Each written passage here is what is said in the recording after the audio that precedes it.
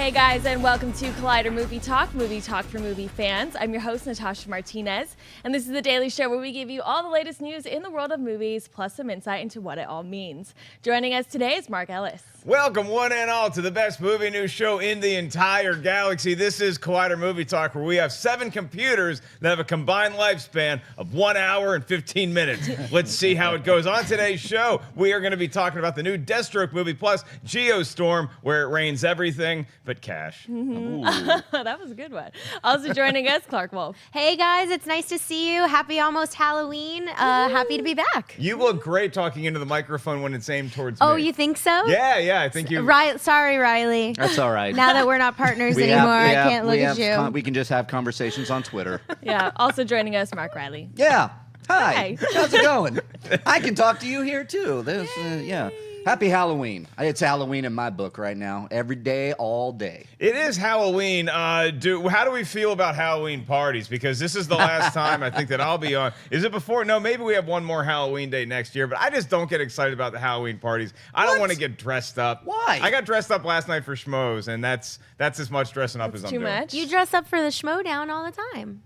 That's a different thing, Clark. That's a competition. Oh. If you make Halloween into like competitive who can get the most candy in 15 minutes, then I'll wear a carrot outfit. Well, then you've just discovered the truth of Halloween. It's competition. How well you can dress up, how well you look, and then how much candy you can get. That's right. Mark Reilly is like the Vince Lombardi of Halloween. Thank you for that inspirational speech. Come on. Well, Nightmares, speaking of costumes, we have an actor that apparently is going to be donning a new Deathstroke costume. Tell us about it. All right, according to The Wrap, the Raid helmer Gareth Evans is in early discussions to write and direct a movie based on the DC Comics character of Deathstroke. Magic Mike star Joe Manganiello, who was at first teased by Ben Affleck himself with a short video of the actor in full costume, is still attached to star. The Wrap added that Evans initially passed on directing Justice League Dark, but DC executives were so impressed with his Deathstroke pitch that the company decided to move forward on a spin-off film. No release date has been announced at this time. Mark, what are your thoughts on a Deathstroke movie directed by Gareth Evans? Anything directed by Gareth Evans is good news in my book. If it's an action movie, if there's going to be a lot of fight scenes, and Deathstroke is a character that we got excited to see when Ben Affleck tweeted out that test footage, and then we're like, oh no, wait, are we not going to get him in the movie anymore? So I think this is a welcome addition for all the DCU fans who wanted to see Deathstroke in some capacity. Now Deathstroke with his own movie, still with Joe Manganiello in it, and Gareth Evans. I mean, you talk about just something that was revolutionary to the action genre. You cannot get away from people who talk about The Raid if you're talking about the greatest action flicks of all time. I think The Raid 2 might have even been better than the first Raid. I know that there's a lot of good debate when it comes to that, but either way, Mark Reilly, we got the guy doing The Raid, and then we have Deathstroke, a character we've all wanted to see in the DCU for a long time. How can this possibly lose? I don't know how it can. This is great. When you say Gareth Evans is going to direct Deathstroke, I'm like, all right, DC, that's the way you do it. I want to see The Raid on screen with Deathstroke. And what I mean by that, I want inventive action sequences and just melt your face off kind of stuff with Deathstroke. And I'm glad Manganiello is going to do this, because his part was in question when the whole Ben Affleck thing happened, and then Matt Reeves apparently throwing away his script that had Deathstroke in it, starting over. We were wondering if he's going to be in it. And now we're getting his own movie. And when somebody walks in and says, no, I'm not interested in Justice League Dark. However, you know that other character, and then pitch it and then have them go, oh, you know what? We're going to actually create a whole movie around your pitch. That means there's something special. Sign me up right now. I can't wait to see this. Raid 2 is better than the Raid. Well, Deathstroke first appeared in the comic books in 1980, according to my research done by somebody else on this panel. And he was recently ranked in Wizard magazine as the 24th greatest villain of all time. Clarke Wolfe, where does he rank in your book as far as villains who need a movie? Well, I'm not entirely familiar with Deathstroke in terms of who he is in the comics, but I think that, Joe Manganiello, there was obviously a really big groundswell of support for him taking on that role. And Ben Affleck, when he was, overseeing Batman, from a director's perspective, I guess was obviously very excited. So that was good. That's good. I like the Raid movies, and it sounds like a recipe for success. I just wonder sometimes with the DCEU and all of these alleged projects that are coming down the pike, right? So you've got Matt Reeves on board for the Batman, and then you've got Joss Whedon on board for Batgirl, and then you've got now you've got Gareth Evans on board for Deathstroke, and I just kind of. There's part of me that kind of wants DC to slow down a little bit. I think we've been saying that for the last however many years. Like, let's make sure that the things we have going are working before we, start announcing all this stuff. Because the Ben Affleck announcement was the thing that I think caused the fans to go, wait a minute, is he in Justice League? Is he not? Is he going to be in the Batman? Like, it's just stop announcing things. I'm surprised that I don't feel like that this morning. Really? Because I should be feeling like that. We've heard so many movies, and as a fan, you want to get excited about, we're going to see how many Jokers on screen, and we are going to get a Batman movie. Now Matt Reeves is doing it, and what's Joss Whedon doing with Batgirl, and all these different projects. And you want to not get excited until you know it's going to happen. You don't want to get so pumped for something that may not be under your tree Christmas morning. But this just feels like it makes too much sense. That you have one of the best action directors out there who is going to be doing a movie about Deathstroke, who is a mercenary assassin. That is right in the alley of what the Raid guy can do. And so, Reilly, is there any hesitation on your part that this movie's even going to get made? A little bit. Clarke, you make a great point, because right now I think we're still in flux. I know we have Justice League, and then we have Aquaman. That's what's happening, and I guess you can clump Shazam in there with Sandberg, who's getting ready to shoot it right now. But then where are we? We have the Joker movie, this origin Joker story, produced by Martin Scorsese. Okay, that's going to be outside of this. I guess a question too is, like, are we? The more we're moving forward on all this, we're hearing that there's not a DCEU. That it's just like you can go make a Wonder Woman movie, and we have Wonder Woman 2 coming, but then it doesn't necessarily have to be all tied together. So I'm wondering that part of it, but I want to see movement. If they're going to do a Batgirl movie, let's see some movement. There's even Nightwing coming. So we're having all of Batman. Okay, we have Batman, we have Deathstroke now, Batgirl, Batman, Nightwing. I want to see some movement other than just, I think they're waiting for Justice League. So I'm going to, I guess, make my final decision. Is that even what I'm trying to say? After Justice League, see what they, like I hold the keys to the DC. This is my final answer. This is my final. Okay, Justice League was Reilly okay. giving the rose Yeah, to see? Deathstroke. I know. Justice League, Final step rose. forward. Here's the rose. Nightwing, you were very special to I'm me. going to have but to send you home. I'm going to have to send you home. Yeah, I don't know. I want to see what happens after Justice League 2, but I would love to see actually movement like, okay, now we're going into production on Batgirl, or actually give me Man of Steel 2 for damn sake. I want that. This is what I just thought. Okay, Thank we you. just talked about on Movie Talk, Justice League is too short. Right, we haven't even seen it, but okay. But the complaint or the concern was we haven't seen The Flash yet. We haven't seen Cyborg yet. Yeah. Where's the rest of the Justice League's movies? Right. Do you know what I'm saying? Like Flashpoint. WB When is that coming? can't get the Flash off of the ground, but they're gonna have Deathstroke happen? Like, what are they thinking? Okay, you kids pipe down back there. I'm going to turn this car right think around. They're putting a lot. They're putting a lot against it. They're throwing everything they've got against the wall and seeing. So I get the development process. You have Gareth Evans going, "Hey, I have a Deathstroke movie, so let's start developing that." Same when we heard Nightwing, Batgirl, and Batman. All these things are in development. So I guess whatever is going to be the best and the best script rises to the surface. That's what we're going to get next. Yeah, there's two keys to this news that I find striking. Is the one is that Gareth Evans is writing and directing it, which means that he's not just directing a script that they already have ready to go. He's been commissioned to write the script, and whether he's already deep into that process or he woke up this morning, got his laptop, and went to Starbucks to start cranking out a Deathstroke script, that remains to be seen. But it also remains to be seen if DC and Warner Brothers is going to be happy with the script that he produces, because you ain't going to be directing anything until everybody signs off on what you just wrote. It also tells me that regardless of who's playing Batman or who's going to be directing Batman movies, they want Batman to be a continual force in the which makes all the sense in the world, because Batman is arguably the most popular comic book movie character of all time. So not only do they want more Batman movies, they want ancillary Batman movies that involve villains, that involve heroes. There's a lot of things that they're putting on the table right now. Natasha, as a movie fan, here's my question to you. Okay. So we're going to throw the Deathstroke movie into the mix now, okay? But we Okay. also have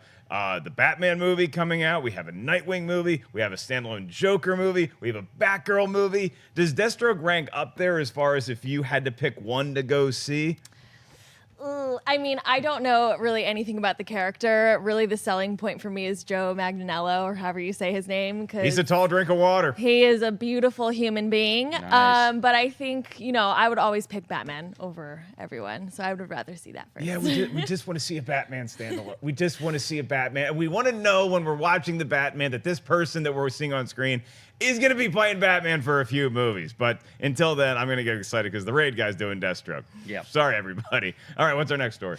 Okay, nearly 20 months after Geostorm was scheduled for release, the movie debuted this past weekend in theaters to less than stellar reviews and box office receipts. Now, in a report from The Wrap, the $120 million budgeted movie, which also included nearly $15 million in extensive reshoots, bombed by only taking in $14.7 million domestic. Because of its soft opening, coupled with the production budget, box office analysts predicted the movie will lose as much as $100 million by the time the dust settles.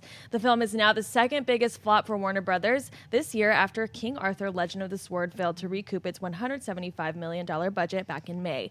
Clarke, what are your thoughts on Geostorm losing as much as $100 million for Warner Brothers? Well, my first thoughts are Ray deserves all the awards for that incredible so crying graphic of Gerard Butler. This is amazing. Nobody does tears like Ray. That's right. As far as the movie goes, honestly, this is a movie that I didn't even know was coming out. I knew until about a week or two before when I started seeing some of the buzz, the people who were talking about how they wouldn't screen it for critics and all of those things, and so I think if you're going, it seemed like a relic from like a Roland Emmerich 1990s kind of thing, and Gerard Butler, while I enjoy him very much as a silly fun man, I don't know if I need to watch him battle the weather. I don't even know what this movie is about, to be honest with you. And Oh, boy, I can explain yeah, it to I'm you. sure you can. But it just seems like a really weird choice for Warner Brothers. Like, it seems like a very weird choice. I don't know who greenlit this movie. I don't know. And I also don't know who decided to sink hundreds of millions of dollars into this movie. So all in all, it just seems like it seems like it was a weird choice to begin with. And the fact that they released it in October, it also seems strange. Like, it might have behooved them to release it maybe in August when people were still feeling the summer months, but it's a bit slow. I don't know, but it just seems like a weird thing all in all. There was never a good time to release this movie, Yeah, I mean, Clarke. fair. It's about Gerard Butler, who is the genius scientist who created this weather system that protects us from all of the developing climate change implications that are happening on Earth. And so we're protected until it falls into the wrong hands and they start creating havoc for everybody on Earth. So it is a huge, giant disaster movie. And you mentioned Roland Emmerich is actually directed by Dean Devlin, who was his producing partner on the Independence Day movies and things like that. So if it came out in the late 90s, I think this movie's a monster hit, and it's just a different climate now where people aren't really lining up to see a movie this dumb because they've done these movies on sci-fi. I mean, this is not that far off from Sharknado. So why would I go see this movie that doesn't have a great sense of humor, although it tries? And some of the effects were pretty cool. I'll give it that. Gerard Butler drinks Coors Light in the movie. You know I'm going to be a fan of that. It's just nothing in this movie works. Sorry to give away the ending. Reilly, is there one thing that you can point to that Geostorm failed at the most? Being a good movie. I mean, it Probably right. Okay, so when we started covering this for Movie Talk, my favorite thing in the world was finding the official synopsis, which goes into your usual disaster pick movies and then adds a little extra added twist of they created a weather system that they can control themselves. And I'm like, okay, that sounds fine. And then they're like, meanwhile, the president is being assassinated. I'm like, huh? What movie is this?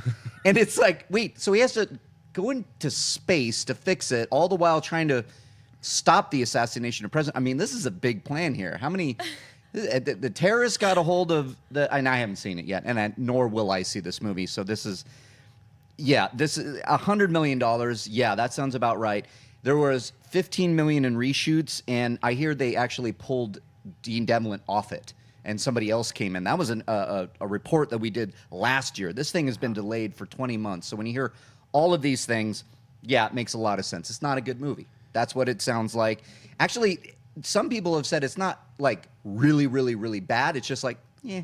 So nobody's going to go out and see it. And but at the end of the day, it looks like Warner Brothers is going to be fine because they've had it. They had the Annabelle spinoff. They had Dunkirk, and they had Wonder Woman. Yeah. So all of these movies combined for what 2.3 billion worldwide.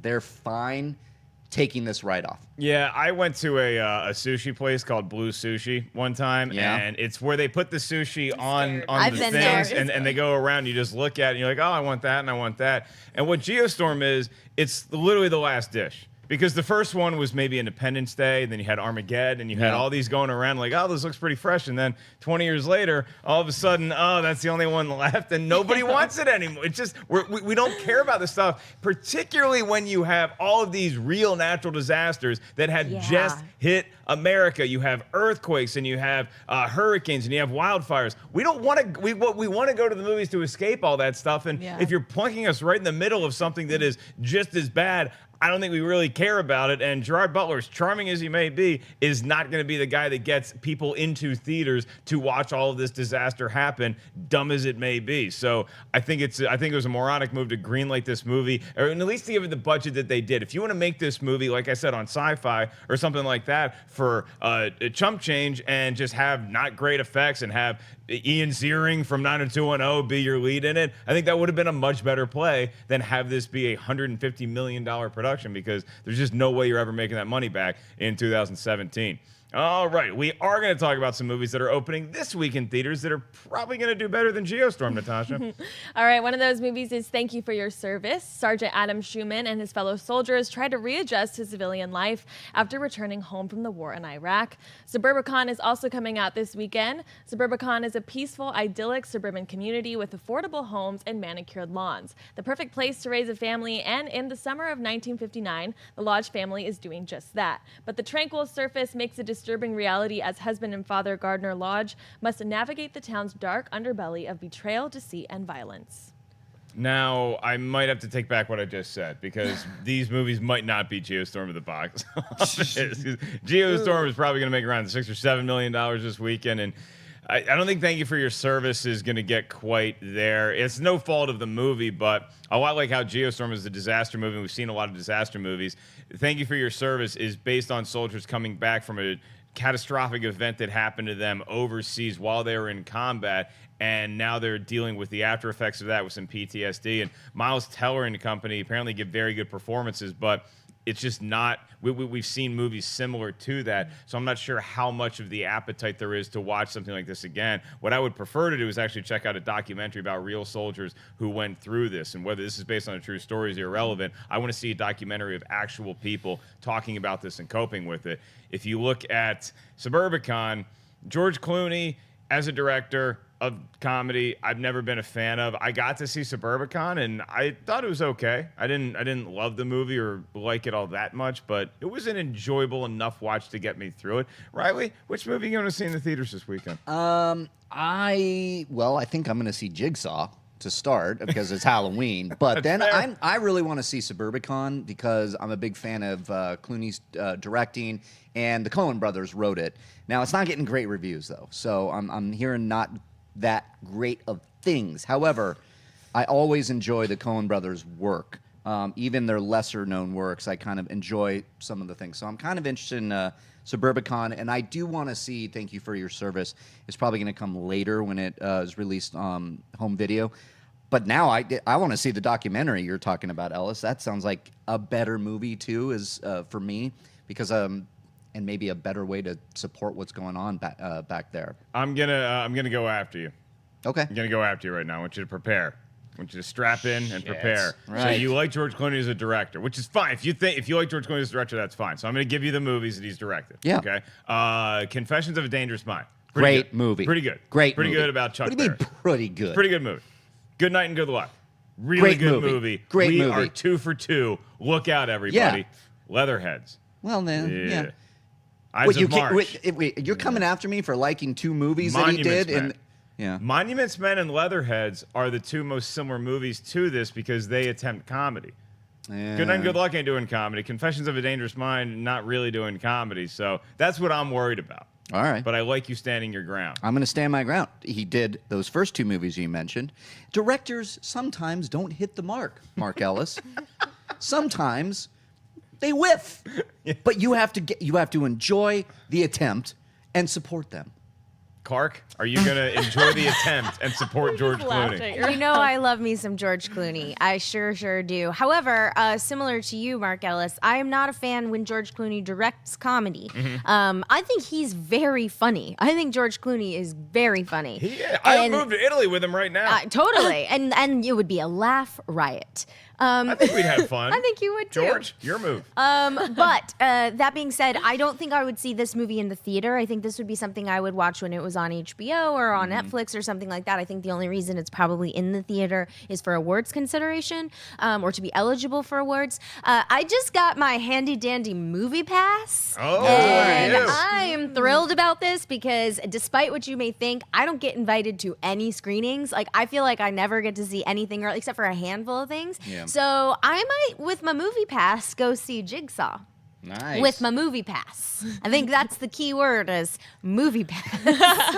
Because if I had to pay $14, I would not be going to see Jigsaw. See, I think I'm going to go see Jigsaw too because it's in theaters and I haven't seen a Saw movie yet. And I think I'm just going to go with this one and then maybe explore the other Saw movies if I so choose after that. So, Natasha, let's say that I steal Clarke Wolfe's movie pass, which is within the realm of possibility for me. And I give it to you and you go to the theater. Are you looking at Suburbicon? Thank you for your service. Jigsaw? Or are you literally getting back in your car, driving home, and watching Stranger Things 2?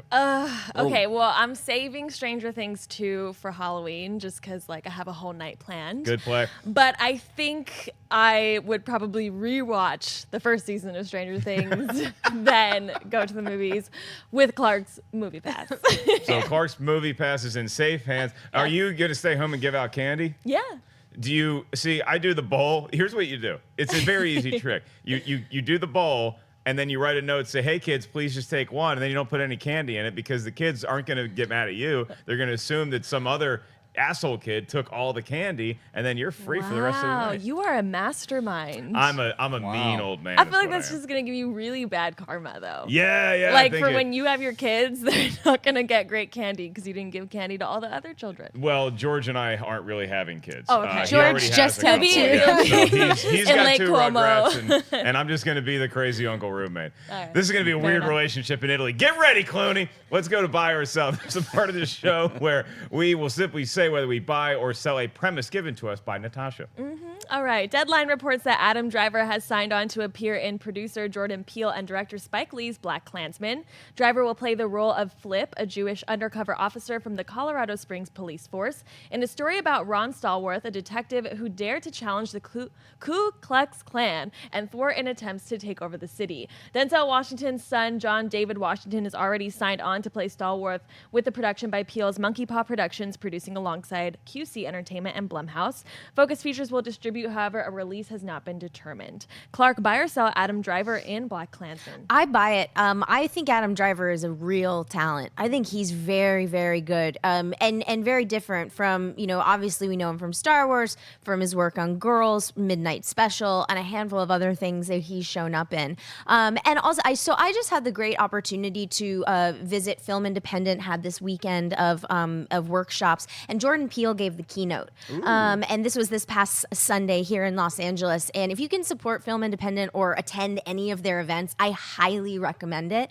But Jordan Peele is, it's easy for us now to look and say, oh, look how talented he is because he made arguably the most profitable movie of the year. But he, from his writing and his work on Key and Peele, which is very perceptive and very smart and intelligent and of course funny as hell, to Get Out and now teaming up with Spike Lee to tell this particular story. I love it, and I love all involved, and I can't wait to see it. So it's a big buy for me. Right, Jordan Peele producing this movie, Yes. and then Spike Lee directing it. I was already fascinated when we covered this story a couple weeks ago by the perspective of it's going to be a hard-hitting drama because it's based on a true story. You might have a a tinge of humor in there just based on how hard of a predicament this is going to be. Now when you cast Adam Driver, Reilly, it's an even bigger buy than it already was for me, because he's playing somebody who is going undercover. He's more of an antisocial person on the force,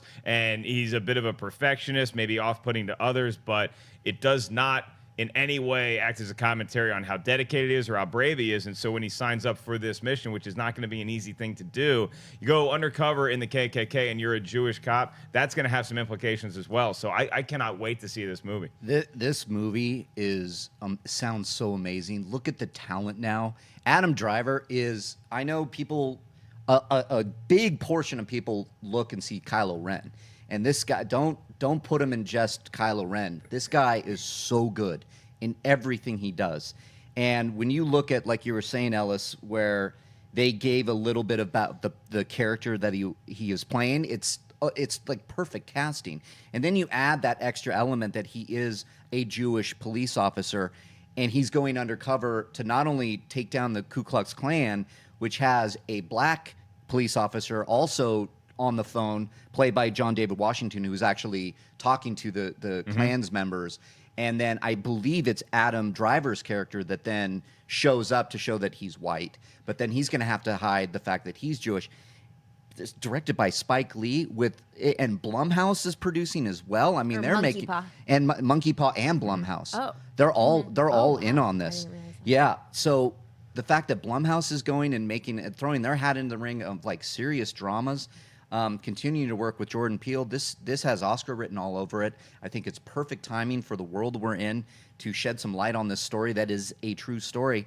I can't believe how excited I am for this movie. Yeah, most people see Kylo Ren when they look at Adam Driver. It's hard for me to not think Undercover Boss from SNL when I see Adam Driver. Well, that's genius. As Kylo Ren, Please. It's God, that's one of the better sketches. And speaking of great sketches, if you have never seen a Key and Peele sketch, treat Yes. yourself. So it is good. nothing but greatness, start to finish. We got one more buy or sell, and it involves my boy Will Smith. Yeah. Okay. Netflix has released a new trailer for the upcoming original film Bright, scripted by Max Landis and directed by David Ayer. The action thriller takes place in an alternate present day in which humans live alongside magical creatures like elves and orcs. Woo. Joel Edgerton plays the first orc to join the LAPD, paired with a human partner played by Will Smith.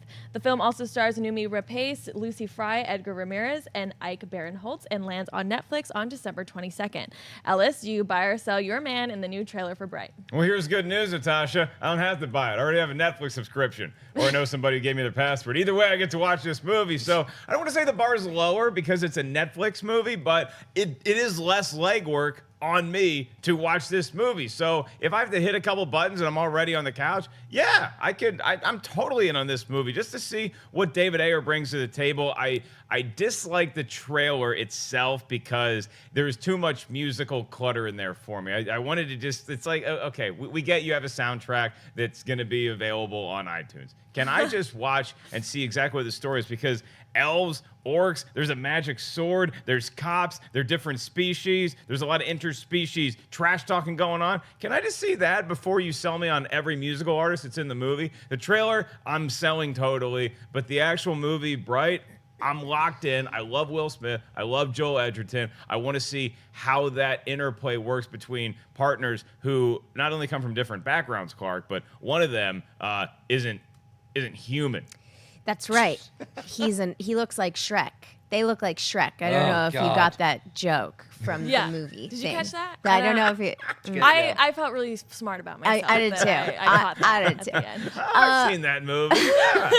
So look, I don't like this trailer, and I don't like the first trailer either. I don't like any of the promotional materials for this movie, and I think my problem is similar. I think you make a great point with the musical clutter. Like, it's a lot. Like, the soundtrack over the trailer is so loud that it's hard to really key into or even get emotionally invested in what they're talking about, right? So that's a problem. And then the other part of it is I'm of two minds of it, because sometimes when it comes to, magical realism or forcing an audience to like accept the willingness suspension of disbelief, right? The idea of like This is a magical world. There are magical elements. Sometimes I feel like we have to introduce that to the audience, but sometimes I kind of like the idea of just, nope, you throw us in there and that's how it is, kind of like Game of Thrones. But there's something about the tone of this trailer that does not jive with the or work or blend for me with the hard edge of the crime drama. So I'm not saying you can't do both, but I feel like for me I need to be introduced to it in a little bit of a smoother way. Yeah, Natasha, you seem to not love the Shrek joke either. Or the rest of this trailer all that much, or is Bright something that you do want to check out? No, I sell this. Yeah.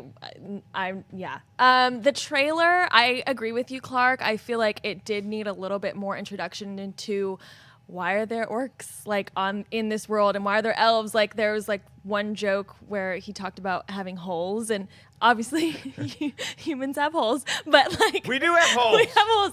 Yeah. But the whole orc thing, it was weird. I didn't get it. I was like, oh, is this a thing? I felt like the comments from Will Smith and the orc together, like that competition, I thought they were really weak. And I just, it makes sense that, what is it directed by? David Ayer. Yeah. So it's like Suicide Squad was like soundtrack heavy and, just promoting all of that music. So with Migos in there and just all these other popular artists, it's just not doing it for me. It's too cheesy.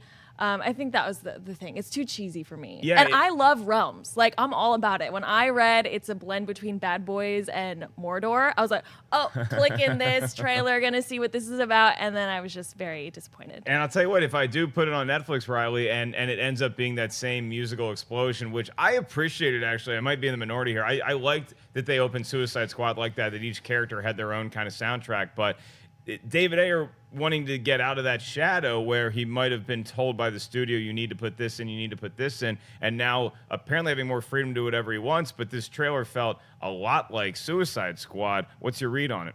Yeah, and I enjoyed the first trailer, and I bought the first trailer, and I buy the premise, and I heard end of watch with Lord of the Rings, and I'm like, yes, give it to me, I'll take it. Then there's Alien Nation flavor to it with the Mandy Patinkin James Caan old movie where Mandy Patinkin is the first alien to be on the force. So, okay, first orc.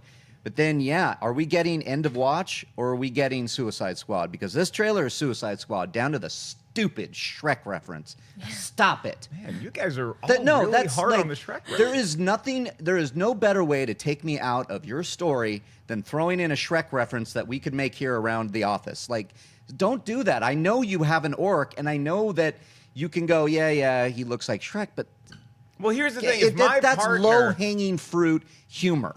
Don't do it. Don't do it. It just took me right out of it, and it made me think of Suicide Squad. So if we're getting Suicide Squad with orcs, then this movie, I'm not going to be happy about it. Okay, no offense to either one of you, but let's say you're an orc and Natasha's an orc, right? Mm-hmm. And I'm partners with Natasha, and I don't like you, and I'm like, you look like Shrek. So sorry about that. Wouldn't you have to apologize to the person? I was fine with it. I think the thing for me is making the Shrek joke takes away that this is a completely different world, which takes away the fact that it's believable that there's a world where I'm an orc and you're a police officer and we're having a career life together. Yeah, I like that you've accepted the fact that you're the orc. And I get to but that's exactly true. Yeah. So who directed Shrek in their universe? Exactly. Was it an orc? Okay, it's a fantasy, guys. Let's just that's pump the blurring brakes the on line. this a little bit. It's I'm getting sweaty here. I understand it, but that's what you need to do. If you want me to believe this movie, you got to go full in, fully immersive. This is a total mythology. This is a whole. They have their own language. They have their own or do we have elf directors? I'm serious. When you say Shrek, then that puts it in this world. Are they making Star Wars references too? Where's probably. Donkey? Where's the donkey? Yeah. I like that Eddie Murphy exists in this world, and to quote classy Clarke Wolfe, she doesn't want to be in a universe that doesn't have Shrek. And with that, I'm going to remind all you guys, we're very excited around these parts because we're about to launch our brand new top 50 superhero movies of all time series. It debuts on November 1st. We're going to be counting down the top 50 superhero movies as voted on by the entire team here at Collider. There's going to be a lot of interviews with each one of us about each movie, so stay tuned for that. And later on the show, we're going to have some more fun with that. I also want to remind you guys that this weekend at LA Comic-Con, we have a Schmodown panel. The Movie Trivia Schmodown is going to be live with some of your favorite Movie Trivia Schmodown personalities. That's going to be at LA Comic-Con October 29th at 1:30 in the PM, just when the Redskins-Cowboys game kicks off. We have a new Heroes up that's going to be later, as well as an all-new Jedi Council today. And we have a Stranger Things 2 non-spoiler review that is currently up on the channel, as well as a Thor Ragnarok review. And last but certainly not least, we're pretty pumped about the fact that Collider Nightmares is back all week. Every day we get a new Collider Nightmares. Clarke, how's it been going? It's been great. Thank you guys so much for all of your positive feedback. We've had a lot of fun. We've been talking about the year in horror so far. We've been talking about the success of it and what studios hopefully will learn. Yesterday's episode was speculating and getting excited about Blumhouse's Halloween movie. My favorite! Yeah, which Reilly had a great time with. And today, which might sound a bit somber, but it actually was a really fun and entertaining conversation. We remembered some of the people that we lost this year in the horror genre, whether it was George A. Romero, Tobe Hooper, Bill Paxton, and so on and so forth. And so we basically kind of went through their careers, talked about them, and then made some recommendations. And then we've got another episode tomorrow, so it's every day this week at 11 a.m. Pacific Standard Time. So please watch it. You guys asked, we did it, so now you gotta watch. Support Collider Nightmares. If you guys want to win some free tickets to our upcoming Collider screening for War for the Planet of the Apes, there's going to be a special Q&A afterwards with some of the talent behind the camera involved in that awesome feature. You guys can win free tickets if you're in the LA area at collider.com. We usually go into Mailbag, then we do live Twitter questions, so you can go ahead and tweet us at Collider Video. Instead of going to a proper Mailbag, Mark Reilly, when we announced that we had the top 50 superhero movies of all time, the fans got excited, they got juicy, they got sweaty, and they started submitting their own list of their top 50 superhero movies of all time. So it might be fun as a little promotional tie-in here to take one of the fans' list, and we're going to debate what their top 5 superhero movies of all time is without revealing what ours is going to be. Right. Yeah, this was great. You guys really went all in on our promotional video. The debate's already starting, too. People are like, you know, oh, it's this, it's this, it's this. So I chose Ty Fallman. He put his entire list on our video. That's and the dedication. top five, a lot of you did. This is great. So keep them coming. Go on that video, drop them all in, because we're going to talk about it around the water cooler here. But let me ask you this, Mark Ellis. We got the top 5 here from Ty. We have at number 5, SpiderMan Homecoming. Okay. That's number 5. At number 4, Superman, 1978, Superman, Richard Donner, Superman. Okay. I can get behind that. Number 3, Batman Begins. Number 2, Logan. And number 1, The Dark Knight. Ellis, what do you think? Big fan of where Ty's going right here. Yeah, this is a good list. Batman heavy. Batman heavy. Batman Begins is my favorite superhero movie of all time. Batman Begins. Batman Begins is, yeah. Nice. I think that if you remember it being in that time period, being rescued from Bat Nipples, getting this new character, the origin story of a superhero is always my favorite thing to witness. I know we're so inundated with them now, but if you can still pull it off well, that's what I really enjoy. Spider-Man Homecoming, it's a really good movie. It might be a great movie. It's a little high for me just because I think we need some perspective. Superman 1978 is an all-time great. My The Dark favorite. Knight, The Dark Knight is not my favorite Batman movie, obviously, because I love Batman Begins, but it's hard to argue with anybody saying The Dark Knight isn't great. And at number 2 was Logan. Yeah, it's a little high for me. That's a little high. Yeah, I don't know that Logan's going to be in my top 10. It's a great comic book movie. I'm not sure it's in my top 10, but Batman Begins, The Dark Knight, Superman. Pretty proud of you, Ty. How do you feel, Clarke? I'd probably put Superman 2 a little higher than the original. Nice. I can get Controversial. that. Well, actually, I don't think that's that controversial. No. I think people think Superman 2 is pretty well I regarded. love Superman 2. I do too. Terrence Stamp is such a good Zod. Oh, yeah. And you know, and I definitely agree with you on Batman Begins. You and I are off to write that hit song "Alone in My Principles."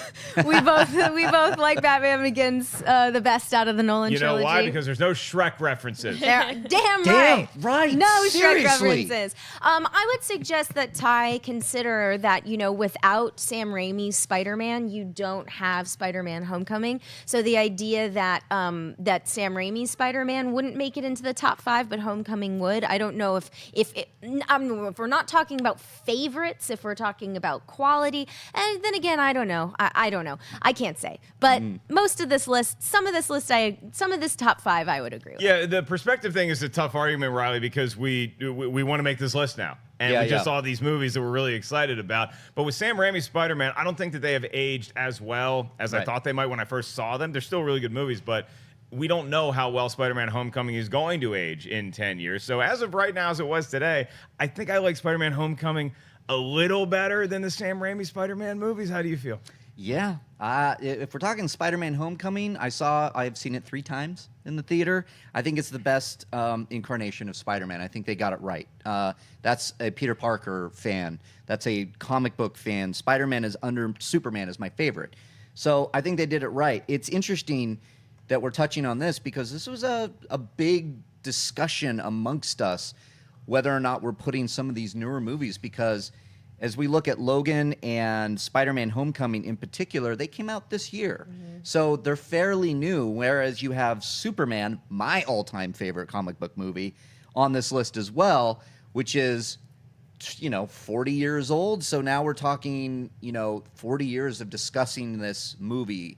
And when you have Spider-Man Homecoming that just came out, is it too new? Are we like just excited for the new toy and we're going to play with it and then be like, oh, it's not that great? So that's a good discussion that we had and a good debate that we had amongst us on like, where do we put some of these movies? Even Logan is up there. Where it's like, we just saw it.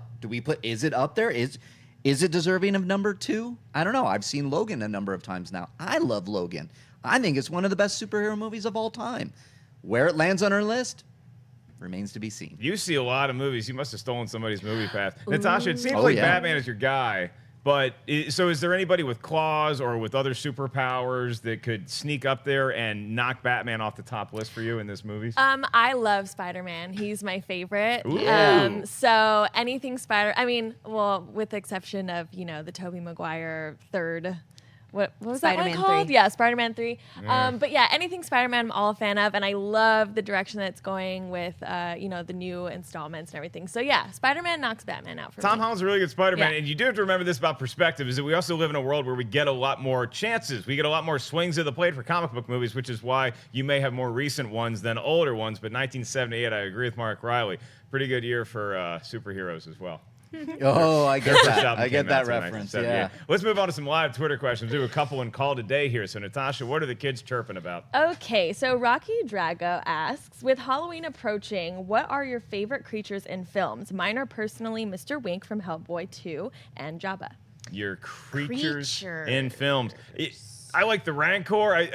Okay, we get one Star Wars one. You get one Star Wars one to pick. And I'm not gonna say the Rancor. I'm gonna say the one that just Phil Tippett did an amazing job with a lot of creatures in Star Wars. But the Tauntauns they get no love. They're the only animals that are willing to go out in the snow to rescue Luke Skywalker, to ride around in the first place. I don't know that Tauntauns are built for being in the snow. They're just there, so we ride them. A Tauntaun freezes to death. He gave his life so Luke Skywalker could survive. You remember that when you go to sleep tonight, kids. Mark Reilly? Well, they did warn him. Your Tauntaun will freeze before you reach the first did marker. the Tauntaun have a say in it? Because I don't remember him No, having he a didn't, vote. because then Han just, and then, he meant whatever. Creatures? Can we go like dragons and stuff? Yeah. Can we do that? That's legal. Okay, toothless all day, every day. Toothless from How to Train Your Dragon is my favorite creature.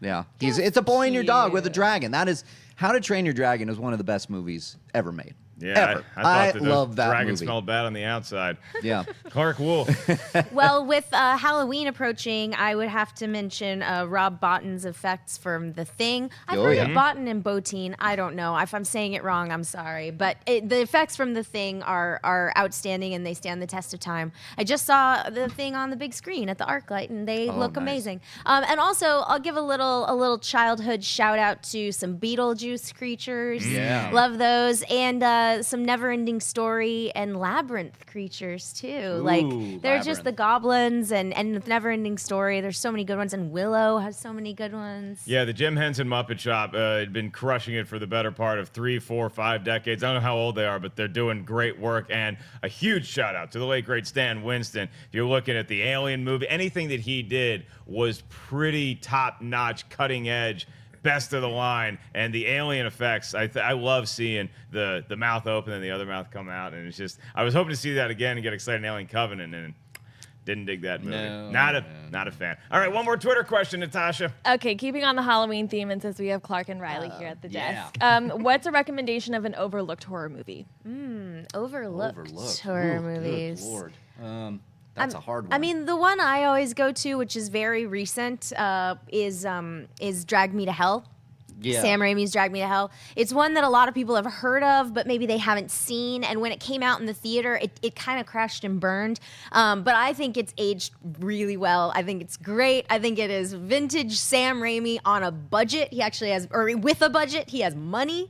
So he gets to do all sorts of weird stuff. And Alison Lohman is great. So that's a more recent one. And also, for those of you guys who are like, nah, I don't really love like gore and like all the, violence and whatever, Drag Me to Hell is like being at a neighborhood carnival fun house where something pops out at you and it's plastic and you scream and you're like, oh, that's dumb. Why did I laugh? And then you laugh about it. So I always like to give a little love to Drag Me to Hell. I love that movie. I don't understand when people say, oh, it's just a fun movie, it'll scare you, then you forget about it. I didn't forget about that movie.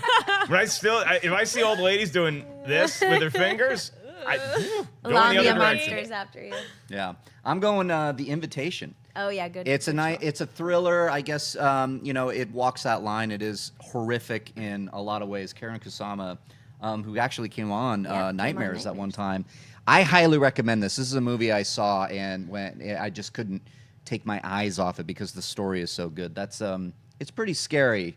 Just go see it. I don't want to ruin it. Those are the Halloween recommendations from the former Wolves of Steel, the Collider Nightmares crew. So enjoy your Halloween with whatever candy you prefer. We all know Snickers is the greatest candy bar of all time, and I'm on the team that enjoys candy corn.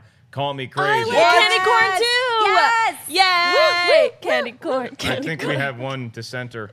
Yep. Okay. You're outnumbered. Like I said on the most recent Collider Nightmares, demon candy from hell. Demon candy. Why is it demonic? It's, what it's, did candy have corn you ever? have you tasted it? Candy corn done to Yes. you? I Of woke course, up I said one I night liked and it. there was a candy corn by my bed. Look it at me sleep. That thing is a demon. like, I oh don't my like it. One of the Schmoes interns, Max, last night, he said he doesn't like candy corn because he's like, it's candy that was made for old people before other candy was invented. So while I see your point, Max, I still enjoy a nice handful of candy corn around this time of year. It's the Cadbury egg of the fall season. Thank you guys for joining us Cadbury here eggs are on good. Collider at Movie Talk. I want to thank all the hardworking candy corn aficionado crew behind the scenes, as well as everybody up here with me, including, because I have to say his name, although I don't want to, the demon from hell candy guy, Mark Reilly. Don't listen to him. Candy corn is evil. Join me on Twitter at Reilly Around, where we're going to fight the good fight against candy corn. Only you and I can change the conversation. Down with demon candy corn. Wow, Clarke Wolfe, you have a response to that? No, I don't, because clearly I am right, as 75% of the panel agrees. So That's why I say join me at the you can't fight. you Join me. can't argue with numbers. That's math. You can't argue with that. And speaking of math, this has nothing to do with math. I'm gonna be at LA Comic-Con on the professionals panel this Saturday, October 28th at 1 p.m. Curated by Holly Payne. So definitely come and give us a shout out, say hello, and please watch Collider Nightmares. We've got new episodes for you all week this week. It was a lot of fun, and at the end of each episode, the whole panel gives you a Halloween movie recommendation. That's 20 Halloween movie recommendations for you guys. So that's what you guys like, right? So watch it. That's what we all love. She will be watching a lot of horror movies, potentially Stranger Things, and dishing out candy, but not candy corn because that's close to her heart. Natasha Martinez. I don't know what infuriated Reilly more, if it was the candy corn or the Shrek joke today. God, if they made a candy corn reference in that trailer and the would just Shrek be reference, done. I think I would have walked out and quit my job. Well, you guys can catch me on Twitter and Instagram at NatashaLexis_. And also, I'll be at ComplexCon. So if any of you guys are going to ComplexCon, you see me running around, say hi. It's November 4th and 5th at the Long Beach Convention Center. November 4th and 5th, I will be not at the Long Beach Convention Center. I'll be on the other side of the country, the Syracuse Funny Bone. I'm on the road this weekend as well. So everybody have a great weekend. Enjoy your LA Comic-Con if you're in the area. You can follow me on Twitter at Mark Ellis Live. And the gang will be back here for another Collider Movie Talk tomorrow morning. Hey everybody, Mark Ellis here. Thanks for watching this episode of Collider Movie Talk. You want to watch more? Then click up here, or you can click right here for more great content from Collider. And if you haven't subscribed to Collider Video, do so right now and share this vid with your friends. Thanks for watching.